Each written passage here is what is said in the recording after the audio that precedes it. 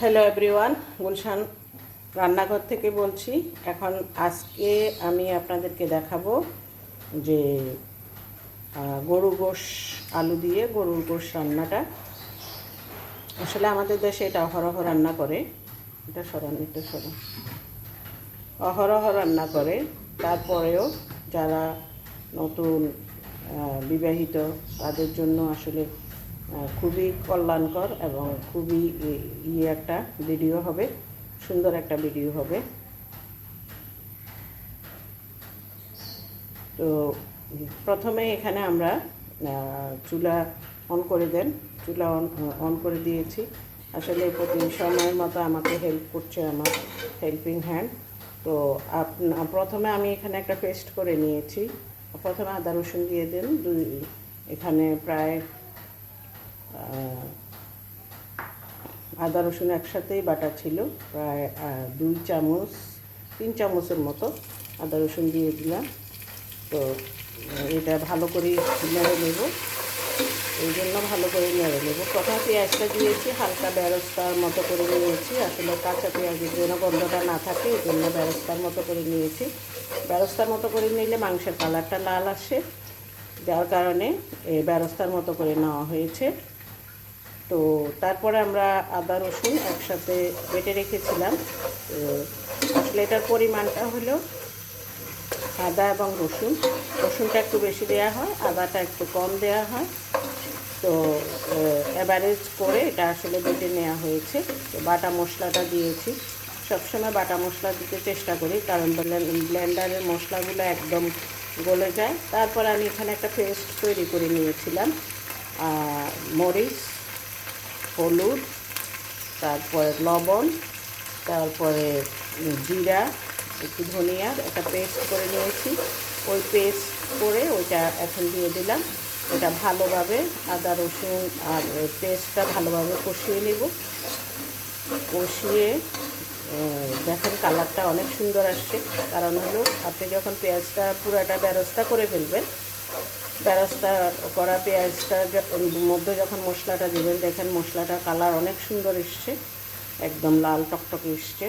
তো আমরা সবসময় চেষ্টা করব যে গোশ যখন একটা হলো মাখিয়ে ঝুঁকিয়ে রান্না করা, মাখিয়ে ঝুঁকিয়ে যখন গোশ রান্না করা হয় তখন মাখাই চোখাই দেওয়া হয়। এখন দারচিনি, এলাচি, এখানে তেজপাতা, গরম মশলাটা দিয়ে দিয়েছি এবং এটার সাথে ভালোভাবে ওটা মিশিয়ে নেব। তাহলে ওই যে ফ্লেভারটা অনেক সুন্দর আসবে, ফ্লেভারটা অনেক সুন্দর আসে। এখন আমরা গোশটা দিয়ে দিব, কারণ গোশটা আগে থেকে ধুয়ে একটা জালিওয়ালা বলের মধ্যে রেখে দিয়েছি। এখন গোশটা দিয়ে দিব। গোশটা দিয়ে ভালো করে এটা খুব ভালো করে কষিয়ে নেব। তো এটা যখন কষানি হয়ে যাবে ভালোভাবে, তখন আমরা এখানে পাশেই একটু গরম পানি দিয়ে রাখবো চুলার মধ্যে, যে ওই গরম পানিটা আমরা এই গোশটার মধ্যে ইউজ করব।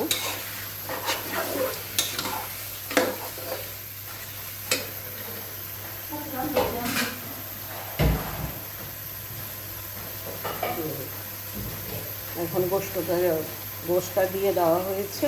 এখানে হাড় এবং গোশ একসাথে নেওয়া, প্রায় 2 কেজির মতো গোশ এখানে এই গোশটা দিয়ে দেওয়া হয়েছে। এখন এটা আস্তে আস্তে করে গোশটা লাড়তে থাকবো। আর পাশে চুলায় গরম পানি দিয়ে দেওয়া হয়েছে, যে গরম পানিটা দিব। কারণ হলো আর গোশ যখনই আমরা রান্না করব তখন যদি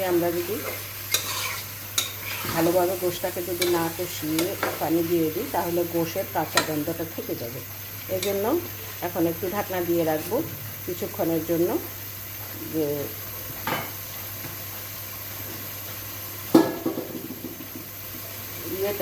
ঢাকনাগুলো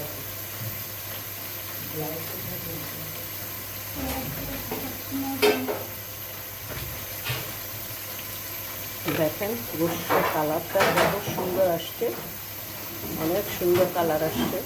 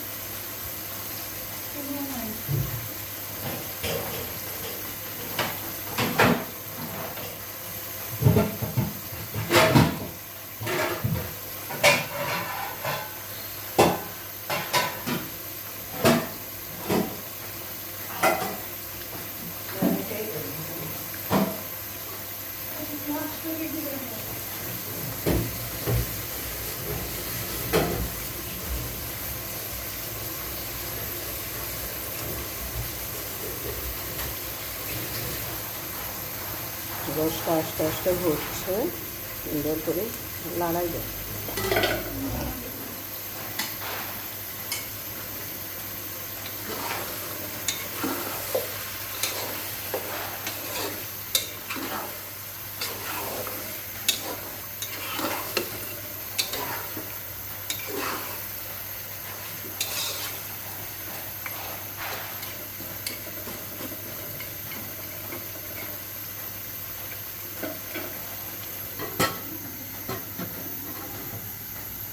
এখন একটু ঢাকনা দিয়ে দিলাম, আর পাশে গরম পানিটা হচ্ছে।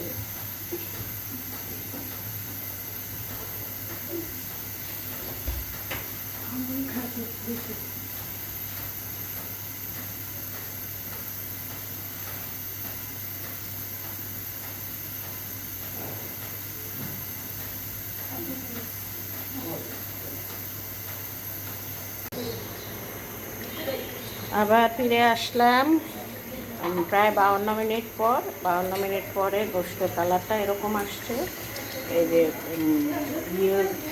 আলু গোশটা দেখেন অনেক সুন্দর হয়েছে। যে আলুগুলা এরকম একটু আলু গোশের মধ্যে একটু ঝোল থাকে, এই যে ঝোল সহ আলু গোশটা অনেক সুন্দর হয়েছে, কালারটা অনেক ভালো আসছে। আপনারা যদি আমার মতো এইভাবে করে রান্না করেন তাহলে অবশ্যই আপনাদের গোশতটা অনেক টেস্টি হবে এবং কালারফুল হবে, অনেক সুন্দর গ্রান বের হচ্ছে। আশা করি এটা আপনারা নিজেরা করবেন এবং আত্মীয় স্বজনকে করে খাওয়াবেন। আজকে এই পর্যন্তই গুলশান রান্না ঘর থেকে। আল্লাহ হাফেজ।